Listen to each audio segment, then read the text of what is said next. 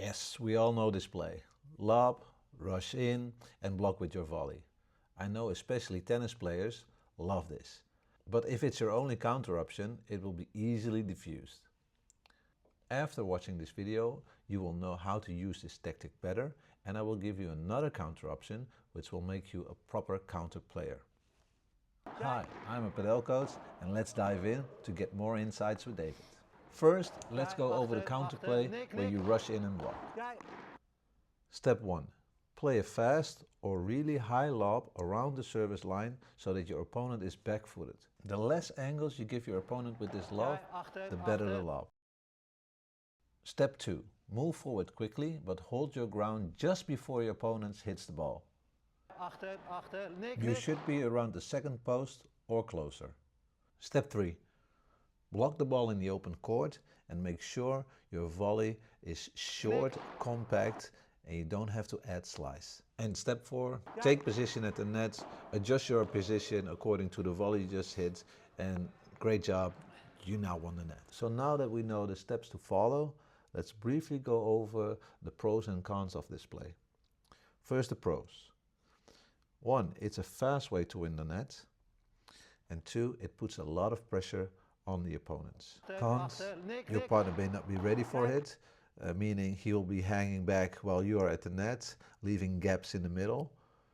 And it's often just a hit or miss. You're in that position, you're either going to win the point with an amazing block volley, or you get passed or get in trouble. Now the problem I see is that players like to do this so much that they become one-dimensional and very predictable. This way your opponent can easily diffuse the situation by playing softer towards the feet, soft down the middle, or even hit it really hard to your body so you cannot control the block.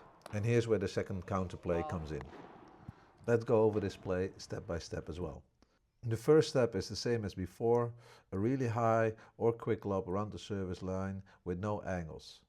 Now step 2 is where you're going to change it up. Just move 1 or 2 steps forward and be ready for a counter. Step 3. Pick up the ball with pace and play it in the open court or towards the feet of your opponent so he or she does not have time to react. Step 4. Transition towards the net and keep pressuring your opponents. Great. You now won the net. Now let's go over the pros and cons of the second counterplay. Pros.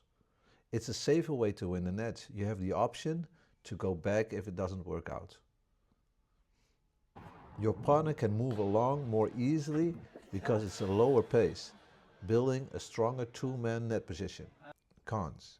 It might be more difficult to learn this technique properly because you need to hit the ball on the rise. Secondly, your opponent might feel less pressure initially. Conclusion. A great counterpuncher is not one-dimensional and is less predictable by doing both. A masterful counterpuncher will actually figure out which one works best and use that a little bit more than the other one. And that's it, guys. I hope you learned something, got more insights, and if you watched until the end, please don't forget to subscribe and like the video. Bye.